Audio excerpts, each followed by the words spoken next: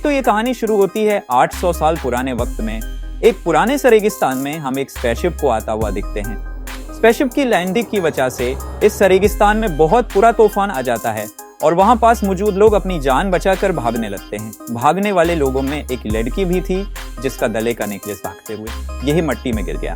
ये से scene cut होकर अब कहानी प्रेजेंट टाइम में आती है। 800 साल का वक्त बीत चुका है। जिस जगह ये स्पेसशिप उतरी थी उसी जगह पर विजिटर चल रही है और वो नाम की लड़की को यहाँ वही नेकलेस मिलता है जो उस लड़की के गले से उतर कर गिर गया था। और प्रोफेसर इसकी जांच करते हुए बताते हैं कि ये नेकलेस बहुत पुराना है और हो सकता है ये बहुत कीमती भी हो। ये जानकर वो खुश हो जाता है। इतनी देर में वहाँ जॉन नाम का एक आदमी आता है जो कहता है कि तुम्हें यहाँ जो भी चीज मिलेगी वो तुम्हारे पास मेरी इमानत है।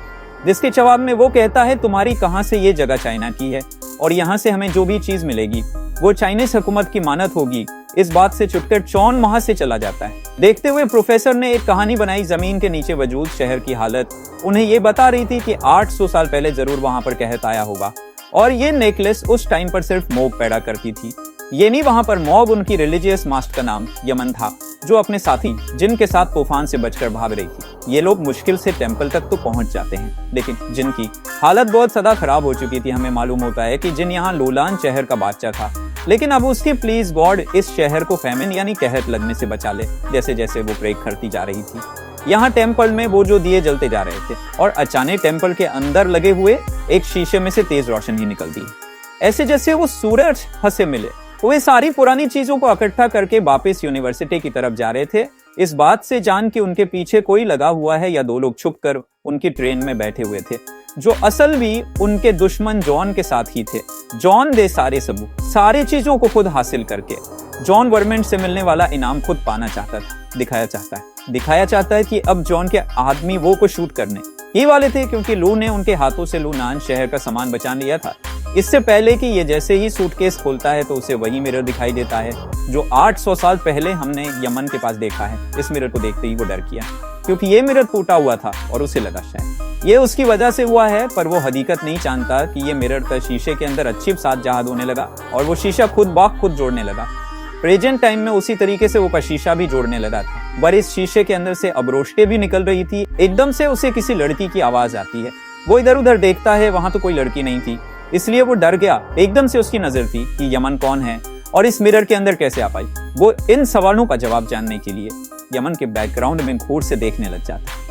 तो तब उसे यम नहीं है बल्कि एक आम इंसान है जो फ्यूचर से उससे बात कर रहा है। वो यमन से रिक्वेस्ट करता है, क्या तुम अपनी एडगेट की चीजें मुझे दिखा सकती हो। यमन उसके कहने पर ऐसा करने लगती है। इसके बाद वो बहुत सारे यमन से सवाल करता है।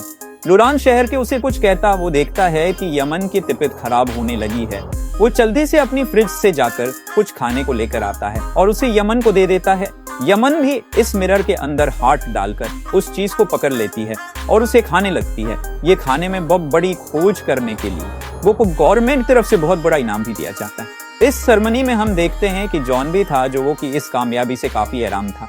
उस पहले यहाँ का राजा जिन हुआ कहता था वो बहुत रहमदिल था, लेकिन फिर उसके भाई ने उसके साथ गद्दारी की और ये हुकूमत खुद संभाल ली, जिसके बाद से ये शहर तबाही की तरफ जाता जा रहा है। जिस टाइम की दोनों बातें कर रहे थे हम देखते हैं कि वो की साथ ही दरवाजे की बाइस थे उनकी सारी बातें सुन लेते हैं। इससे पहले कि वो भी अंदर आती पीछे से उसे जॉन के लोग किडनैप कर लेते हैं और अब इसी लड़की के जरिए जॉन को वो का राज पता चल दूँ क्योंकि उसे यमन से प्यार हो गया है। यमन को देखी बगैर उसे बात की बगैर उसे नींद नहीं आती थी। इस शीशे के जरिए ही यमन उसकी जिंदगी का पोहिम सुनाता था जिससे सुने बगैर अब यमन को नींद ही नहीं आती थी। यमन की सोने के बाद भी वो यमन को वो एक साइड पर चुपकर यमन को शीशे के सर ये अपनी सारी कंडीशन बताने की कोशिश करता है कि कैसे उसके पीछे एक जॉन नाम का आदमी पड़ा है जो इस शीशे को लेना चाहता है। इससे पहले कि वो और भी कुछ बता पाता वो के गंदे पर जॉन हाथ रख देता है, राजा के सामने लेकर जाए चाहता है और राजा उससे इस मेरे की सच्चाई पूछते हैं जिस पे यमन तो कुछ नहीं बोलती, लेकिन उसका सिपाही बोलता है कि ये एक जादुई शीशा है,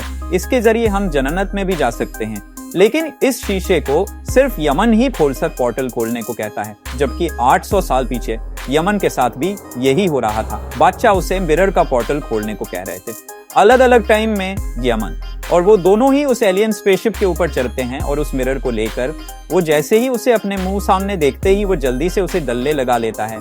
यमन भी उसे देखकर इमोशनल हो चुकी थी क्योंकि यमन भी अब उससे प्यार करने लगी थी। इसके बाद वो यमन को अपने से दूर करता है और कहता है सब ठीक हो जाएगा, तुम फिक्र मत करो। पोर्टल से बादशाह और उसके कहीं सोल्जर इस फ्यूचर की दुनिया में आ जाते हैं। दिखाया जाता है कि यमन 800 साल पीछे ही रह गई थी और बादशाह के इधर आते ही पोर्टल बंद हो चुका था। ये बुरा राजा जॉन से पूछता है क्या यही जन्नत चाहती है। राजा के सोल्जर के पास पुराने जमाने के वेपन्स थे, जबकि जॉन के लोगों के पास आम से पिस्टल्स थी। इससे पहले कि इनकी दरमियान हुई जंग कोई और शक्ल लेती, एकदम से इस जगह दोपहरियत का तूफान आ जाता है और ये सारे के सारे इस जो टीम ने सर्च कर रही थी और इन्हें यहाँ पे और भी पुरानी चीजें मिली थी।